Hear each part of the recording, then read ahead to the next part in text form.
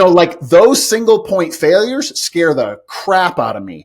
And as a business owner or as a leader, even if you're just in charge of your little silo, boy, you need to step back and you need to really examine what are my single point failures in this organization.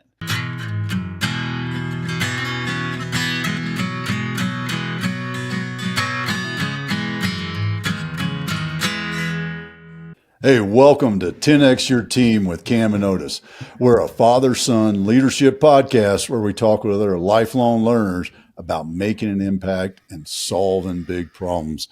And holy crap, Camden's late today. That call it out. There you go. That gave, well, damn right I am. That's not a cuss word, is it? Dang it. Yeah, we'll see. That gave. If we get throttled on YouTube, we know why. Yeah. That gave Charles and I an opportunity to dive down the favorite rabbit hole of connectivity. And man, folks, you are more connected than you realize, whether you think you are not or are.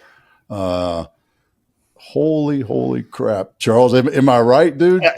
I was telling the story. We had some construction going on the street, and bless their hearts, they cut a line, and it didn't just take out power. It didn't just take out Wi-Fi. It took out cellular. It took out everything. I couldn't even listen to music. My only option would have been to go in the crawl space and get my record player and play records because everything's on Wi-Fi. Everything talks to each other via Wi-Fi, and with no connection, there's nothing to do there. You just flashed me back. So I was cleaning out some old I Love Me things in the man cave the other day, and I had Miss Suzanne there, and I'm looking at the shelf. I'm like, I got my old camera from high school. An old Canon A1. And it's like, man, what the hell did I do with that? And then right next to us, this little pre-Pelican case, blue box that I know exactly what's in there. And that was my deployment radio. And I was like, I should get rid of that thing. But now that you and I've talked, I'm like, shortwave radio, listen to VOA and FM. Yep. All I need is a 9-volt battery. I can get a lot of hours out of that thing, for the zombie apocalypse that we all know is coming, folks. Get your watches.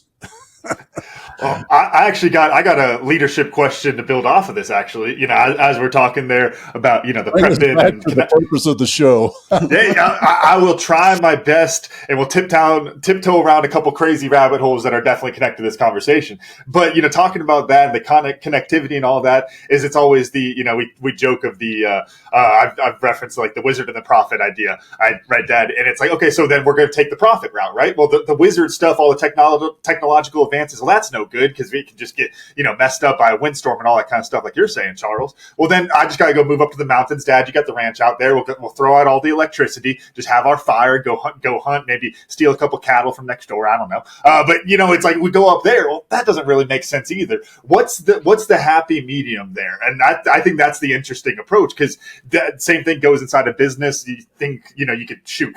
They got tiptoeing around the rabbit hole, talking about tariffs and all the stuff going on right now. Macroeconomic scale, same kind of thing. It's like, it's great to be connected, great to produce things overseas. Things are cheaper, all that. Then shit hits the fan, COVID comes, and all of a sudden it's all broken. All right, well, maybe we need some stuff here. And it's that same kind of philosophy where it's like, hey, that advancement is great, but it's very fragile. And you got to still kind of hedge your bets a bit there. Charles, what's your thoughts kind of applying that leadership perspective to this big problem that, really connects to all these other problems like I'm talking about?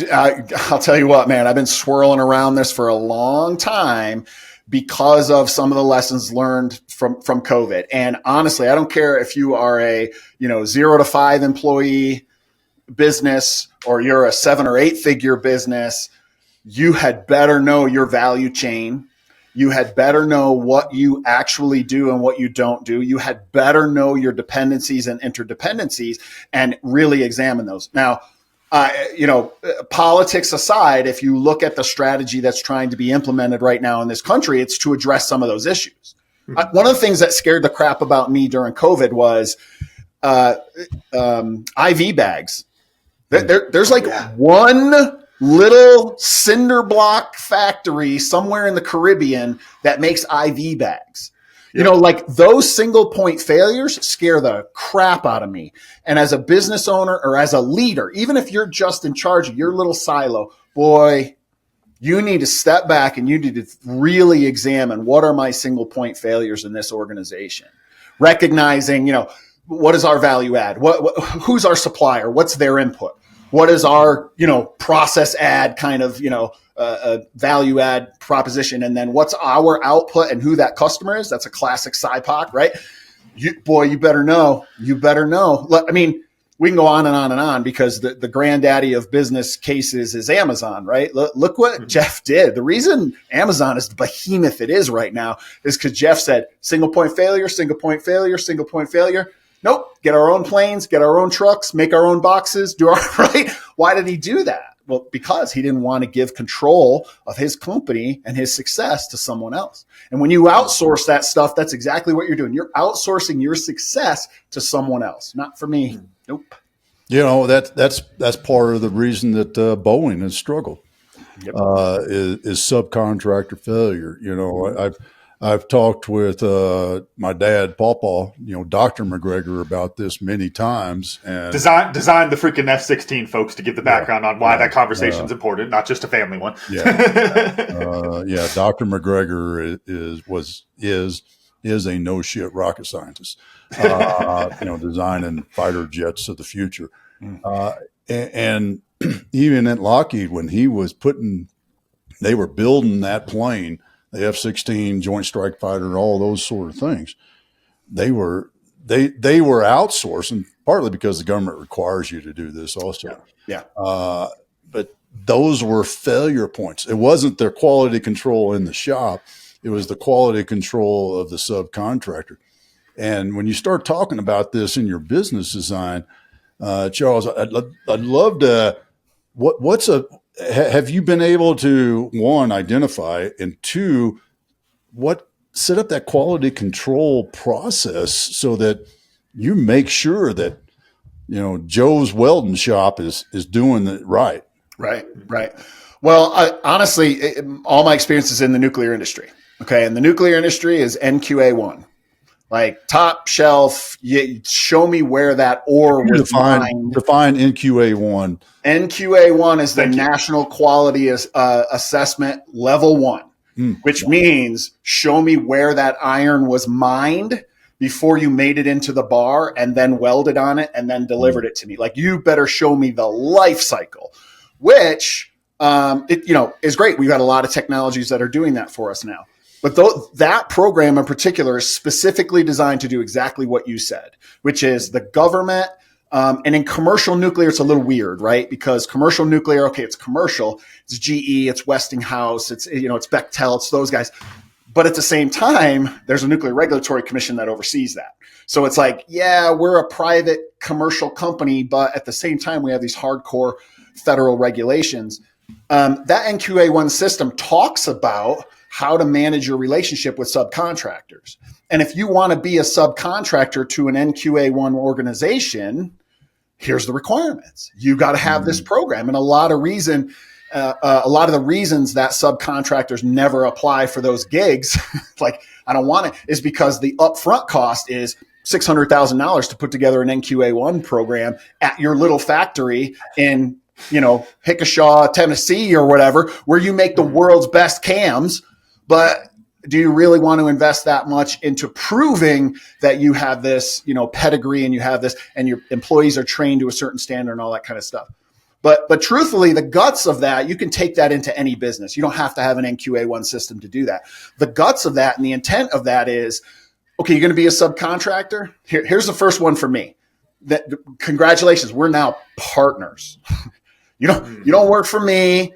I don't just send you orders and then you send me invoices. We're now partners in this. And again, it goes back to my original rant, which is like, you're not going to be a single point failure to me. We're now partners in this, right? We have to come up with an agreement. And so that involves, let's go out there. Let me look and see.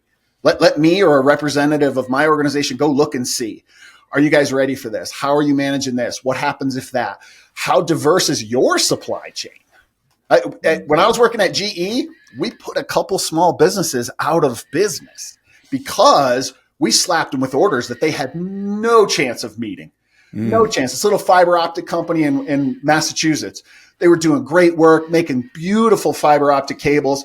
All of a sudden, we 1,000x'd their order. And they were like, we can't, I don't know how to do that. I can't do that. I can't get enough material to be able, that's 22 years worth of work for me. I can't do that. And we put those businesses out of business because we didn't understand them. We didn't talk to them, and we didn't get to know what their capabilities were. But first and foremost, you want to assure, quality of your subcontractor. Get off your ass and go and visit them and go see them. If this isn't a one-time order, if this is going to be a relationship, then make it a relationship. How would you go about, like you mentioned, you don't necessarily have to have, I think I got the acronym right here, NQA1. You don't necessarily have to have, this full list here, this, government certified, all this kind of stuff there, but there is still, maybe the checklist or things that you're looking for with that. How would you go about kind of putting that, skeletal structure, I guess, together for those kind of deals with subcontractors? Yeah, well, for me, honestly, I promise, it all starts with the customer, right? Who's the end customer, right? Who's the end user? The voice of the customer informs what I do. So let's say I'm the guy who sells to the actual customer, and then I got a bunch of subcontractors, providing wheels and seats and all that kind of crap, right? What do they want? What do they need? What's my value proposition such that my product is differentiated from everybody else's? What is it? Is it reliability? Is it quality? Is it cost? Is it features? Well, I better know that. If I'm in business, I had better flipping know that. And when I know that, then that defines the requirements that I pass down to my subcontractors, right? So in project management, there's this triangle, right? There's cost, schedule, and quality. The iron triangle of project management. That's right. Scott Ender. Yep, shout out DOL coach. You can only constrain two of those. One of them's got to be variable. One of them's got to be flexible. Your subcontractor needs to know that. Hey, I'd rather you were late. Don't compromise on this quality.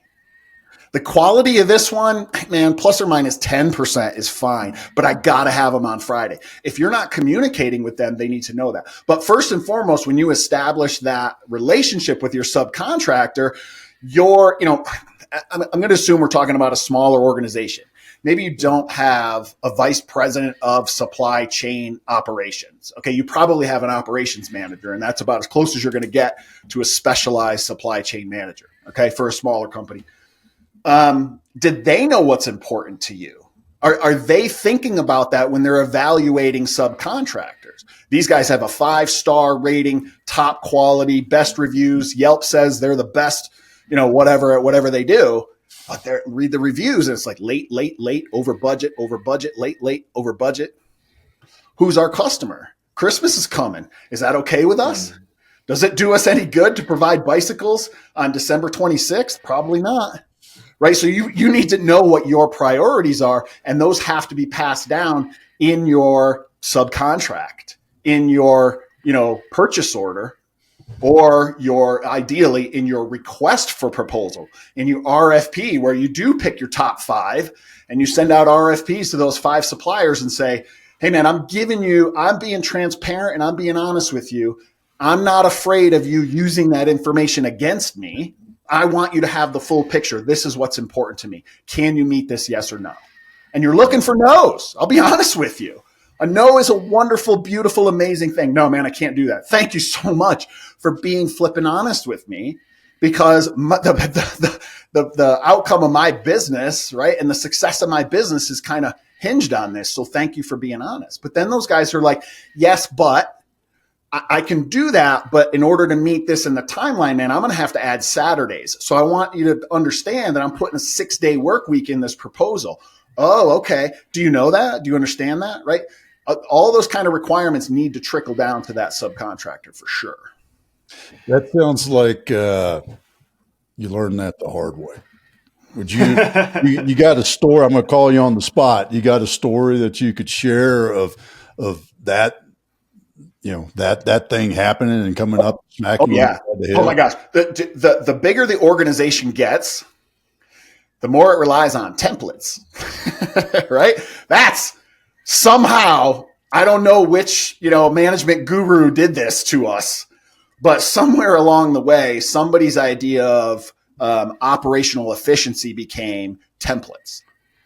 And when you get into a situation where, I won't name the company, they had an open contract with this vendor, this supplier.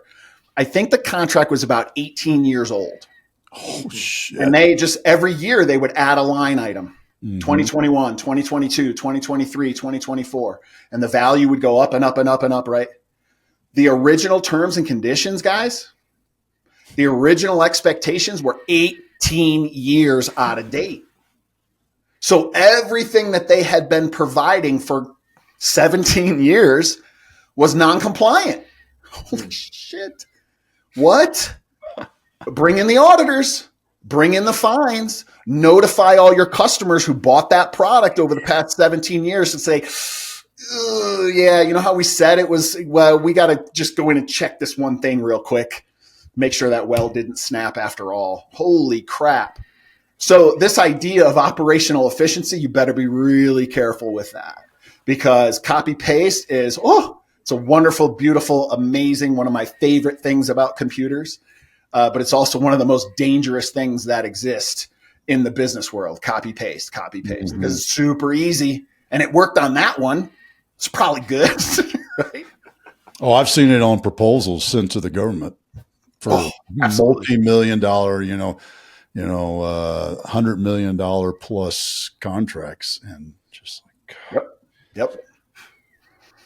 Well, with that, one of the things that's coming to mind as we're talking through all of this is now working with other people sounds scary, guys. And I don't want to work with anyone else. In the same example, we're talking about COVID, where it's like, well, now I don't want to manufacture anything overseas. I want to build everything here. I'm going to move to the mountains to grow my own food and all that kind of stuff and go on solar and all these kind of things. All right, well, now I'm just working by myself. Maybe I got a small team and I'm siloing everything right in here and not open to all that kind of stuff. So I'm going to, call it devil's advocate, whatever. Charles, I'm going to throw it to you. Make the case then of why it's worth working with all those folks and why it's worth going through, jumping over all of those hurdles to make those relationships successful. Yeah. Well, and this is when it comes down to the math, right? This is when it comes down to the math. I have a certain footprint. My team, my people, my family, we do this really, really well. I don't want to buy a $500,000 5-axis CNC to make this part when I only make $350,000 worth of that part in a year, right? Then it becomes math and it becomes necessity. And that's where business, the rational side of business is supposed to overcome that emotional side, those fears, those limitations, those, that siloed, I just want to control everything and then everything will be okay. That's a pretty limited, fixed mindset, right?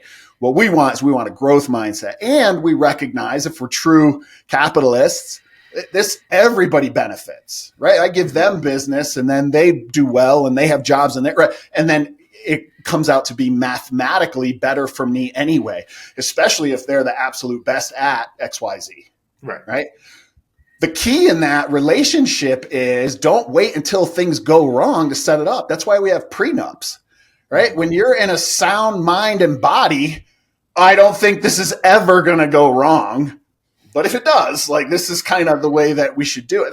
That's all a contract is. That's all a purchase order is. Is here's the specifications. And if somehow something goes wrong, this is how we're going to handle it. It's nice to kind of have those guardrails up on that relationship.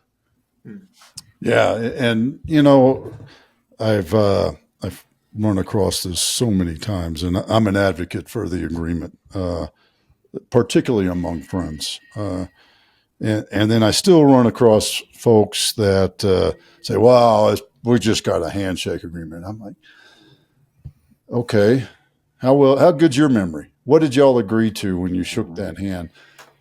And it's to, I think it's to honor that person that you said your friend. And, oh, by the way, I only do business with people I like. So, and because I only do business with people I know, like, and trust, I'm going to put it in writing because I know, like, and trust you, and I'm going to do the best that I can. And I think that's, the old West sort of thing of the honor, men among and honor, and and doing that handshake, yeah, that's all well and good for TV. But you know what? After I've been working, because I get along with you so well, Charles, and we've been working together for 5 years. What were those terms and conditions on that when we shook hands on? Because I remember it being this way. You remember it being that way. I was going to say, just the real example, and I've talked about it before, is sometimes you have a handshake deal. You go down to Tucson, spend time with your wife. You go back up there, and they sell the farm on you. Right? There's weird things that can happen with the handshake deal because you don't define all of those different details of what that goal looks like for you and your partner there. Yeah, 100%. And nothing will erode and ruin and poison a good working friendship more quickly than ambiguity. Mm-hmm. Mm-hmm. Because I think I just got screwed. I think I'm being taken advantage of. I don't think they understand what my costs are. They're raking me over the coals. They're treating me like crap. Now all of a sudden that relationship goes away. Why? Because we didn't put one article in there that said escalation. When your costs, when your costs climb more than 5%, you have the right to contact me and renegotiate these terms. Or, you know what? I'll do you one better. Just set a 6-month heartbeat where it says every 6 months we're going to get on a Zoom call and we're going to talk about how things are working. Is it still working for you? Actually, man, I'm getting killed on this whole steel thing that's not coming in from Japan anymore. Right. And we've had a lot of quality issues with our supplier. But if you don't have the terms, if you haven't set up that cadence to do that, and you haven't created an opportunity for the two parties to have that conversation, then it just erodes and erodes and erodes, and everybody gets passive aggressive. And then the next thing you know, you're in court and you're looking for liquidated damages. Right. I keep thinking back. You used the word prenup talking about this comparison there, and I keep thinking back to that. It's the same kind of thing, the having, whether prenup or even just having those conversations as you're going in a relationship, whether it's in business or in a marriage, that is what's going to help prevent the big conversation from being so bad and blowing up down the road. What are your thoughts, Charles? Of maybe a story with a client again of trying to get over that. Frankly, that awkwardness of having those kind of conversations, like the prenup example, it's like, okay, hey, we don't think this is ever going to happen, but let's go through all these details there. That's a weird conversation. That's a tough one to have. How do you go about that? Yeah. I mean, some of it is professional precedence. You know what I mean? Again, I'm blessed in my industry where this is just how you do business. Like you don't do handshake stuff. Like I can't. I have to do it this way. And some of those terms and conditions, I joked about templates, but some of those terms and conditions are in there for a really good reason, and it addresses some of that. But I will say, though, where it does get tricky is in the services as opposed to products. I don't know about you guys, but mentally this conversation, I've been product. Switch gears and think about that subcontractor providing a service, or you providing a service for your end customer. Boy, that is a lot more subjective to when that product has actually been delivered, what the quality of that product actually is, what the expectations of those professionals actually are. Now, you can write a division of responsibility. You can write, responsibilities and rights and authorities, and you could write all that stuff in there to say who's in charge of what and when. But the truth is, at the end of the day, there is absolutely a subjective element to whether or not we are working well together, the quality of your work meets my standards, et cetera, et cetera, et cetera. So as a director of a project management office with 30 some odd project managers who are out there executing 100+ projects, that's exactly when I get involved, right? I train project managers to sort these problems out, to keep open communication, to be able to recognize the yellow flags before they turn into red flags, and then escalate immediately to me. Because my job as a leader, not as a manager, but as a leader, is to create opportunities to overcome those kind of obstacles and prevent that type of stuff. So more often than not, it is, okay, let's put our tools down for a minute. Everybody come here. Well, what's going on? And it's one of the things that I'm gifted with is I don't, I have this like weird detachment where I don't get emotionally engaged very easily. So no matter what emotions are doing in that room, I can stay fairly, centered and fairly focused and listen to what I think is actually going on and then facilitate a conversation to figure out that, boy, this one little ambiguous part of the contract or of the agreement, of the service agreement was, I read it to say that you're responsible for it. Well, I read it and it says you're responsible for it. So, specificity is king. It really is. I'd love to, for my curiosity and our audience, what's like a good started up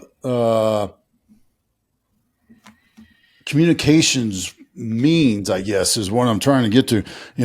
My mind goes instantly to, what's the battle rhythm of it? Right. And, how do you set those expectations, KPIs, OKRs, Yep. those sort of things?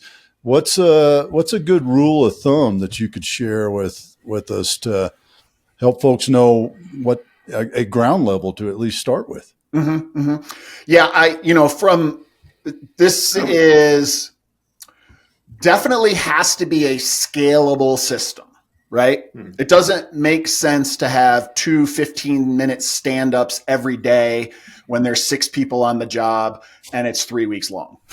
Like administrative burden, bureaucracy through the roof. But they're absolutely, I don't care the scope, the complexity, the risk, I don't care what that is. There's got to be a kickoff. No. This is a layup. We got a subcontract. They're going to do the field work. We're good. Bullshit. I want to see people in the face because guess what? The larger the organization, who wrote that contract? Acquisition Services wrote that contract. Who approved that? Who signed that? The CEO of that company? And then who's here on my site? No idea. Some superintendent, some really great guy who's been doing this work forever and ever, some really wonderful people that love their work and love working together. They don't know probably anything about that service agreement. They know a scope of work, a pretty broad scope of work, right? So get them in here because they are 1,000 times more likely to raise a concern if they know you or know me. They're going to say, hey guys, I care about you. This doesn't look right. I know you said 3 feet on center, but our experience is you'd be way better off with 4 foot on center and it meets the same requirements. Holy crap. Thank you. That doesn't happen via email. That doesn't happen in a service contract where you put a term in there that says you need to share your best practices with us to save us time and money. The hell I do, right? What makes people want to do that and provide that discretionary effort is that they care about you. So care about them, right? Have the kickoff meeting. Absolutely everybody. Introduce themselves, ask them what their scope is. What are they working on? Do they have any concerns about this job? Is it different than anything they've ever done before? Whatever. It doesn't matter. That's the next thing. Well, give me an agenda for that meeting. The agenda for that meeting is get everybody to talk. That's it. Watch a movie. I don't care, but talk about something. Just make some connection, right? Then it becomes a function of who's the leader. And I'll just say it's the project manager, right? Whether you have a subcontract representative and a construction manager and superintendent, foreman, all that kind of, it doesn't matter.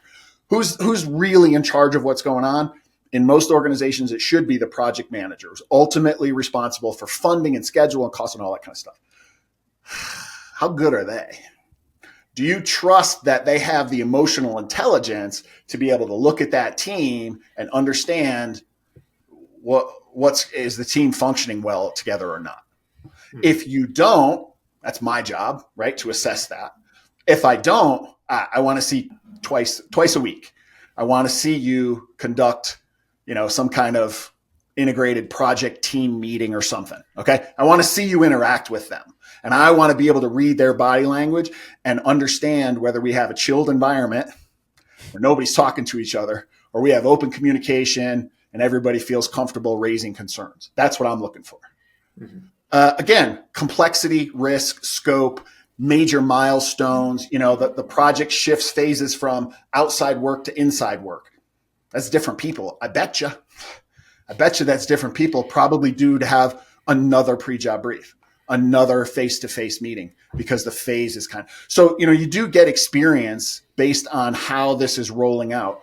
And we can apply this. I won't go back and restate the whole thing, but you can apply this to a product as well. Mm-hmm. You have sub-assembly teams, right? You have parts teams, you have sub-assembly teams, you have final assembly teams. Right? So you can do this kind of with a project mindset as well.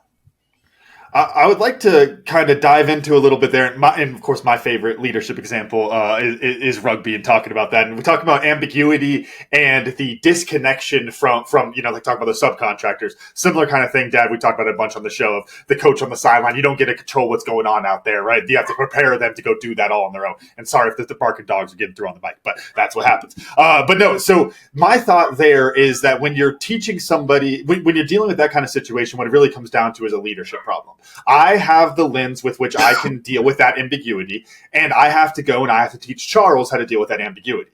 Now, the issue, I think, with that, and I think it's, I don't know, I debate whether or not it's part of the process or not, is there's like a necessity for failure for that growth a little bit. That if I'm thinking about when I go out to rugby practice tonight, there's things where it's like, I have to watch you make the wrong choice so I can go back and say, hey, you see how you kind of launched this way? You should have gone a little bit straighter, and then he would have done this. And but you have to have the failure in front of you in order to see those kind of adjustments there. Charles, would you agree that there is like that necessity of failure there? And then if so, what can we do to mitigate that as leaders? Yeah, I do. Shots on goal. We'll just put it under that umbrella. Pucks on net. Come on. People need to take shots on goal. And the difference, let's be clear to everybody listening, the difference between what you're talking about is the difference between leadership and management. Management, absolutely not. No mistakes. Do it exactly this way every time. There you go. Managers make sure that we do things right. And right, as defined by our culture, the procedure, expectations, the way we've always done it, whatever. That's a manager's job. A leader's job is to do what you just said, which is to make sure we're doing the right things. So the leader has to have the courage. This is why leadership gets studied over and over and over. What's the difference?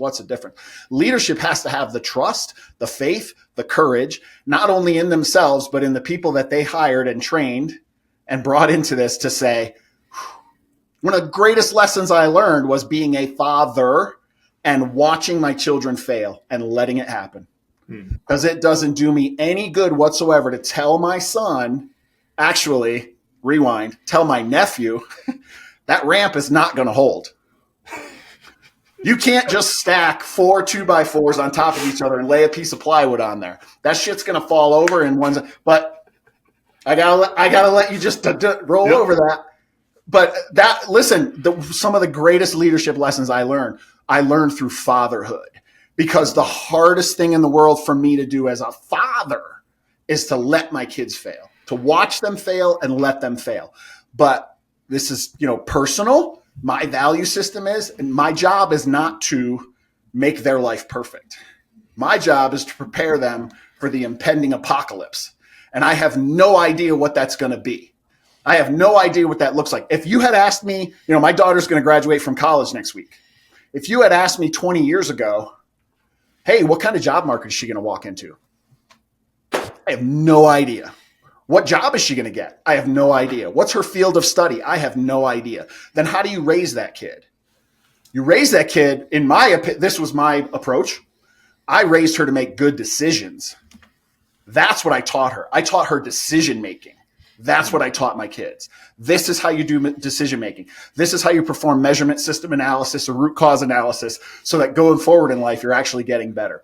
I don't know how you're going to have to apply these tools, but I know these tools work. So I take that into my leadership role, and I take that into my practice. I have no idea what tomorrow is going to bring for you. I can't tell you that. AI can't tell you that, right?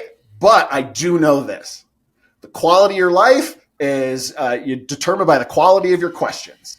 And, if you learn how to solve problems and answer your own questions, you're going to be so much better off no matter what happens. Whether the aliens land and bring us into utopia or all hell breaks loose and we have to start all over again from caves and fires, you're going to have at least those tools to be able to do that. I apply that same logic to my teams. I don't think it's serving anyone who works with me or works for me. It's not serving them for me to step in every 2 seconds and do it for them. You're not learning anything. The only thing you're learning is Charles will do it. He's so freaked out about being a manager that all I have to do is screw it up one time and he'll just do it for me.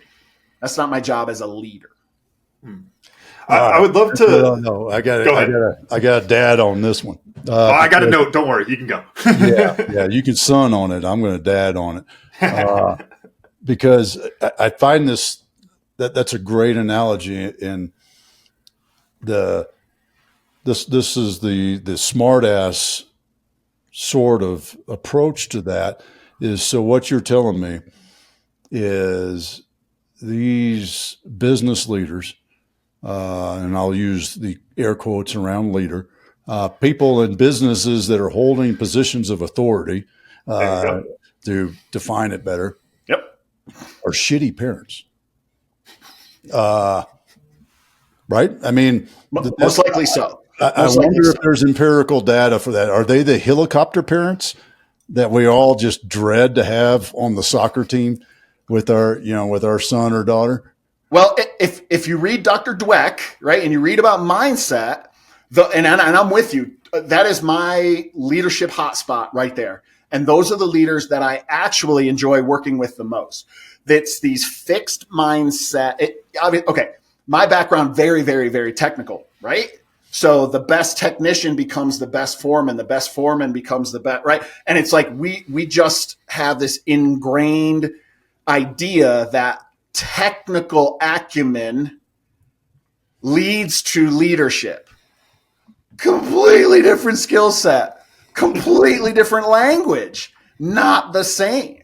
And even more dangerous are those people who never did the technical work and who did all that, no slight to MBAs. I have one myself, but that type of training without the experience, right, is missing a piece as well. But I absolutely agree with you. If you're trying to control everything and make sure that everything goes perfect, you're focusing on the wrong stuff because nobody can do that. And you are definitely, I think, disserving your team by not giving them an opportunity to try shit for themselves.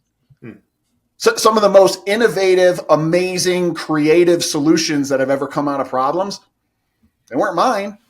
Mm-hmm. I put forth a challenge to the team. Hey guys, we got to figure this out. I'm going to, I don't know. I've been thinking about this. I'll get back to you. And then, yeah, what's up? Hey, we were thinking. Bring it. Gave them an opportunity. All right, guys, here's the deal. Here's the safety. Here's the schedule. Here's the give it a shot. But that takes courage because win, lose, or draw, I own that. Right? So this is why, again, leadership gets studied so much because I have to have the courage to let go of that and create an opportunity for those people to shine, create an opportunity for them to learn and grow into themselves. And that's actually gets me right at the question I was thinking of is the idea of having exercises for that failure. To take the rugby example, we're in the playoffs now. Got a great team going on a run. Excited to go play Cal this weekend. I look at some of the seniors in that starting lineup, that starting 15. 4 years ago, I guess, when they were freshmen, they went out against Cal and lost by 100. And I remember those games. I played in one of those games, and I played, and those kind of things happen. And when we have the talk afterwards, we go to them and we say, hey, that's what it's like. If you don't want to do the work, if you don't want to launch in your tackles, you don't want to get down and get low, and I could go through all the technical stuff. But if you don't want to do the things we're coaching you on, here's what's going to happen. Every week you can go out and you can lose by 100. Or you can start building on these things and you can do the job and you can go out there and get it. Yeah. That failure, that getting hit in the mouth is a wake-up call for those guys, and they're going to go, a lot of them will go and be bought in and then help to grow to now be where we're at now with this team for those guys. I think there's an interesting thing there. How do you build in that failure? Rugby, I get the practices. I get stuff like that. Charles, you're talking about nuclear stuff. There ain't no room to practice failure with the nuclear things as far as I know. I'm not an engineer, but I don't think you could practice that failure too much. There's a weird piece there. What are your thoughts on building in those failure exercises? I think the best way to put it. Yeah, well, that comes down to the difference in decisions. Okay. And there are critical decisions. Critical decision has a very specific definition. It is irreversible and has consequence. Okay. Critical decisions, we don't mess around with those. We don't test those. We don't play with those. It's a critical decision. When I ring this bell, I cannot unring that bell. The bell has been rung. Okay. So if I ring the wrong bell, it's wrong. End of story. But there's a million other decisions and a million other forks in the road where people can exercise and try. Typically when, I talked a little bit about some conflict, maybe there's some conflict on the team. This person sucks. That person sucks. They're not doing their stuff. I'm doing all their stuff. Okay. There's an opportunity for me to, in a very sneaky kind of way, figure out whether this person that I'm dealing with is a manager or if they have leadership potential. Okay. Okay. So what should we do about it? Kick them off the job. All right, manager, I'll kick them off the job and get you another one. Or what do you think we should do about it?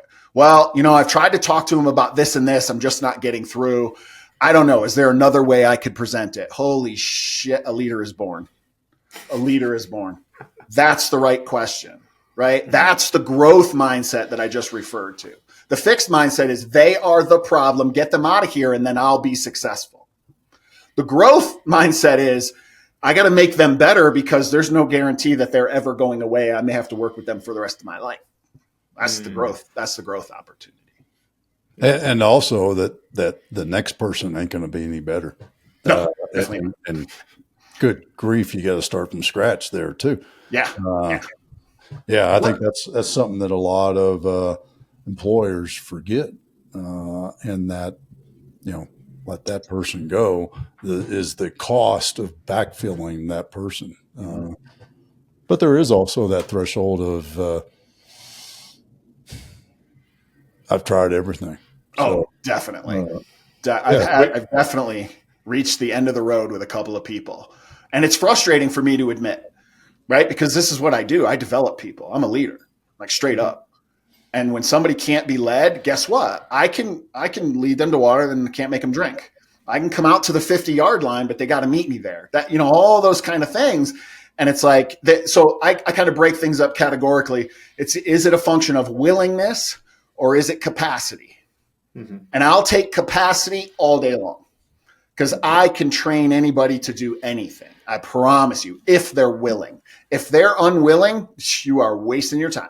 You are banging your head against a door. So the first step as a leader, when you're faced with one of these conflicts or one of these, problem children, as you will, take an assessment and ask yourself, really, is this a matter of their willingness or is this a matter of their capacity? And I actually, a good friend of mine now, I saved a kid's career because I recognized that it was capacity and they were tagging it as willingness and they almost let the kid go. Actually that brings to mind, and to kind of push, not necessarily push back, but because I think you're gonna have a good answer for it, Charles. But is the idea of it's like, well, I could teach anybody anything, right? What that opens up to me, at least, is this idea of maybe they don't have that ceiling and they could get better and better and better. Well, the reality with that is sometimes there is a ceiling. They might not actually. There might be a capability ceiling there where it's like that's as good as they're going to get. I've got plenty of players out there that I love to death, and I can coach them, and they'll keep getting better. But they're doing this now. There's no big vertical climb anymore. They're pretty much at that capacity. What are your thoughts there as far as identifying that? Because you can pour so much time into those people, trying to fight that fire, trying to help them, and they're just not going to get there. And that energy could be better off poured into someone else and developing that next person up or whatever it is there. What are your thoughts on that, Charles? Yeah. I would recommend you read Hidden Potential. Okay. Hidden Potential is a fantastic book that addresses this very topic. And it talks about that different, so here in our society, we put so much emphasis and so much onus on talent, right? Let's use one of our favorite non-talent examples. Michael Jordan. We all know the story. Got kicked off his high school team, didn't he? Yep. Okay, so what the hell happened? Would anybody argue that Michael Jordan doesn't have the capacity to play basketball? No, that's absurd. He's the absolute poster child for capacity. So how the hell did that happen? All right, so be careful about when you measure capacity, because we tend to take a snapshot of capacity, and this is where job interviews fail horribly and college interviews fail horribly, is who are you right now? What have you done for the last year or two? That's it. I got you. Without considering the fact that, right, million miles away, million mile journey, it's the story of a Latin astronaut who started life as a migrant farmer, changed schools 21 times, whatever, because his family was constantly moving up and down the West Coast, following the fields and following the harvests, right? Came from this, but when you compare his grades to another applicant as an astronaut, his grades were kind of the same, maybe actually a little bit lower. But what they never considered was his capacity was unlimited, because where he had came from, his slope for improvement was almost vertical. He came from unbelievably horrible odds. Whereas you look at some of these applicants and astronauts, they've never been challenged. They've always been great. They've been that 4.0 kid their entire life, right? I experienced it in the nuclear power program in the Navy, because guess what? Every single one of us was the hot shot at our high school. Mm-hmm. Every single one of us was the math whiz at our high school. Every single one of us was the physics whiz at our high school. And now we're competing with each other. And guess what? That field was not even or equal. We stratified very, very quickly into who could actually put it in. Right. Okay. But the point being, like, when you measure someone's capacity, yes, I agree. You have to be careful of recognizing, all right, this is a point of diminishing returns. This is the best it's ever going to be. Okay, that's a leadership discussion, but it's also a conversation with that person, because guess what? I'm really good at stuff that I don't want to do.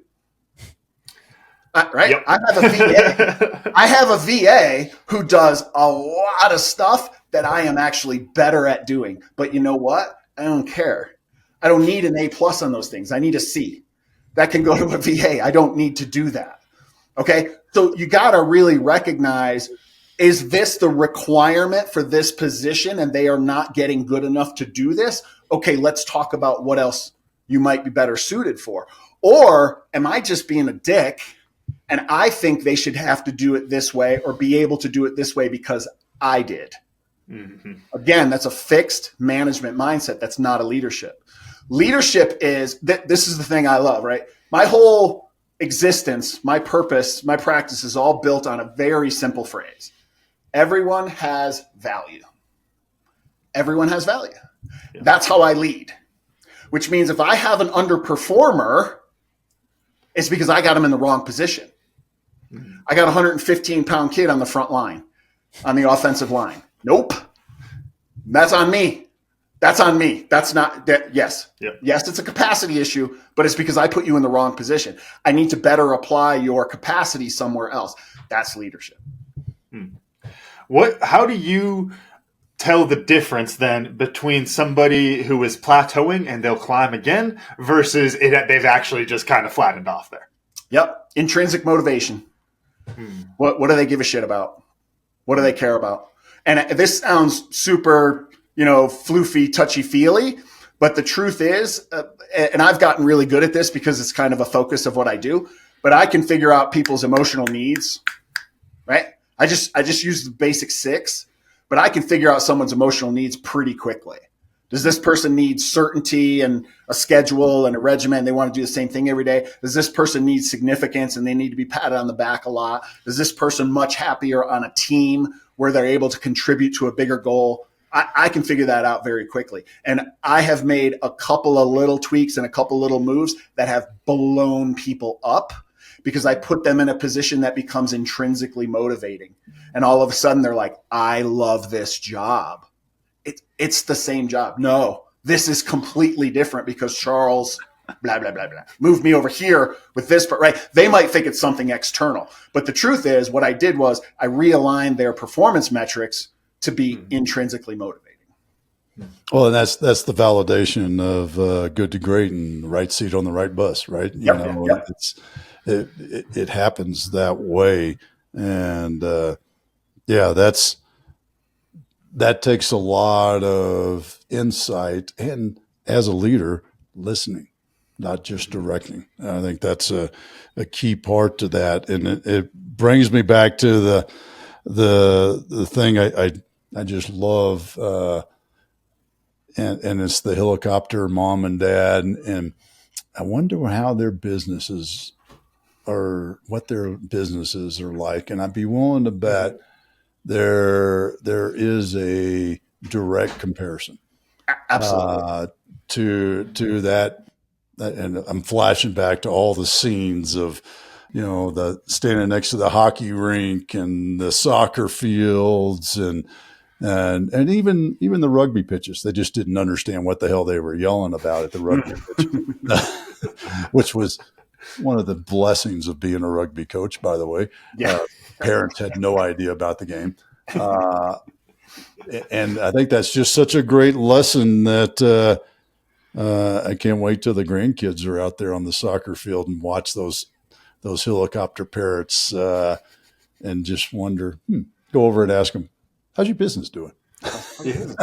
And they will all wonder why Clem's dad, who is a high-level rugby coach, leadership coach, all these kind of things, why is he the one sitting there quiet the whole time? Well, there's a reason for that. I'll tell you how they'll know. They'll know. All right. So if you're listening and if you're not sure if you're one of those helicopter parents or not because you're in complete denial about it, here's how to tell. Here's how you can do a quick self-assessment on yourself to tell, am I a manager or am I a leader? Are you completely burned out? Are you completely stressed? And you think the answer to relieving that stress is to get more control. Okay, there you go. That's not it. Your business has stalled. It has plateaued. You're completely stressed. You don't know what to do next because you are at your capacity. Mm-hmm. I can't do any more. Of course not.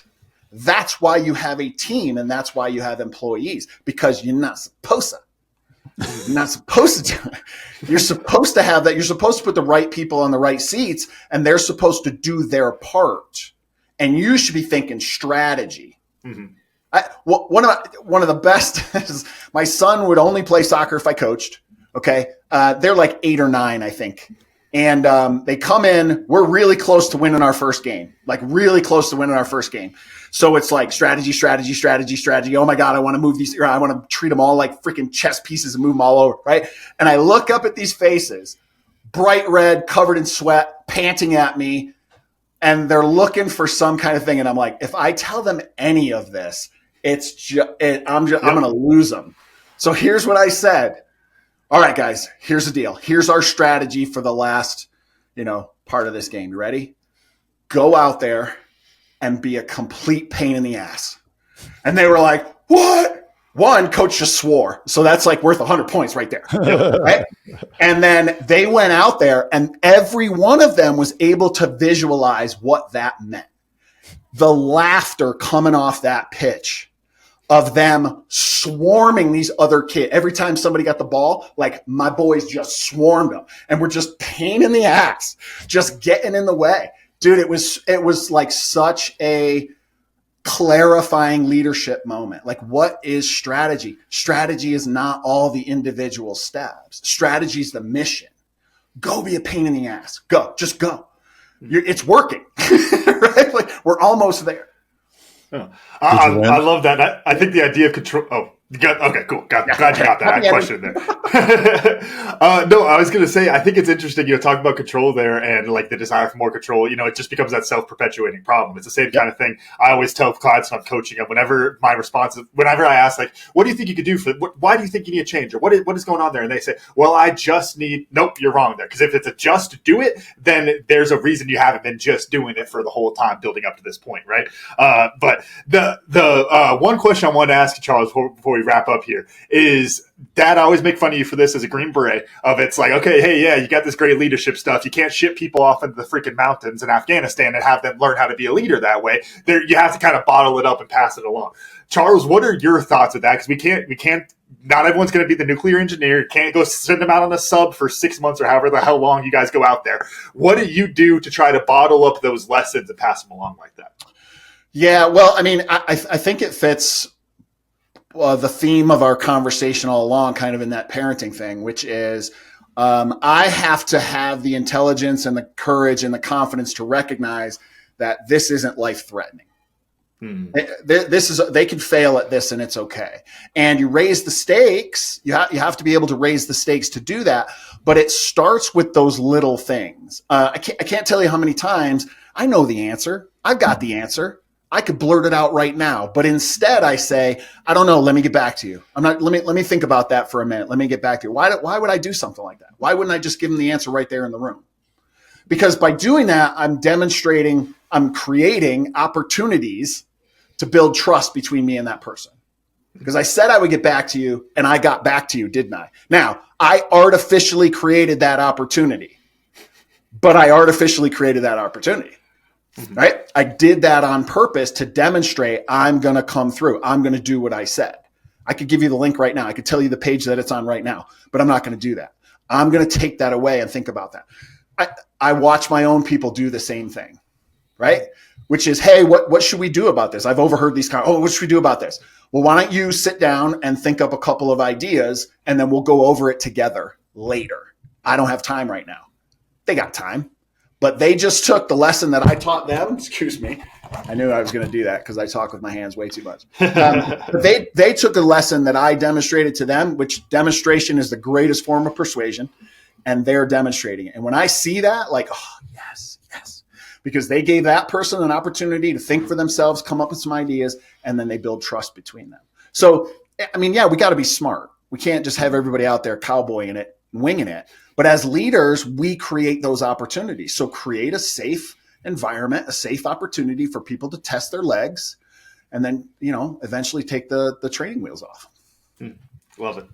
Awesome. Camden, what'd you learn since we I was going to say, I know we just said yours, so you can go ahead and point it out. Come on, get your foot stomp and repeat it a little. What? No. No. I learned. I mean, if you're a bad manager, you're probably a bad parent. There you probably go. Parent as an indicator. There you go. Got to repeat it sometimes. No, for me, I think it's the importance of letting them fail and having that space on it and recognizing how important that failure is, and not getting too tied up in those results emotionally as hard as that can, because you care about the person, you care about the team, you care about all that kind of stuff. It's really important to distance yourself from it emotionally and let them fail, because you know that that's important to the growth along the journey. Yeah. Charles, how about you, man? What'd you learn? Yeah, I think a lot of what we were talking about kind of in the back of my mind was like, we got to spend more time talking about the problem. I think we spent a good amount of time here just talking about how to make decisions, which really comes down to how did we define the problem? So I really like that part of the conversation was kind of in the background, like kind of like a secondary objective there, but that kind of kept coming up in the back of my head, which is like, if we would just take more time to better define the problem, we probably come out with much better solutions. Oh yeah. No kidding. That's one of the things that we do with our masterminds. We hold the problem definition. It's nice. It's actually humorous sometimes because everybody wants to do what? Solve the problem. Yep. Oh yeah. So, folks are out there, and right now they got a problem. How do they find you? Connect with you? Where are you at, Charles? Yeah, I mean, I've got one website, and it's therealcharlesbrowne.com. And you come to that website, man, I've got some really great assessments on there. So no matter what part of this conversation resonated you, whether it was personal, whether it was leadership, whether it was that peak performance and that burnout, I've got assessments on my website that can help you figure out where you are on that curve. And I really am mostly active on LinkedIn and YouTube, and pretty easy to search for Real C Browne or the Real Charles Browne and find me that way as well. Awesome, man. Thank you so much for the patience today and the great conversation. That was a lot of fun and got a lot out of it. Yeah, likewise, man. This was great. You guys are great facilitators. Asked some really good questions. I like that. Camden, run us out.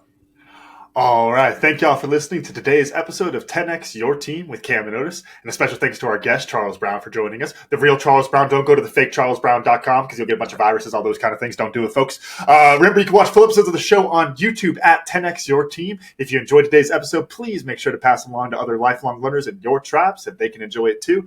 Follow us on Facebook, Instagram, and LinkedIn. And as always, the full archive is available at www.10xyourteam.net. Thanks again, and we'll see y'all next time.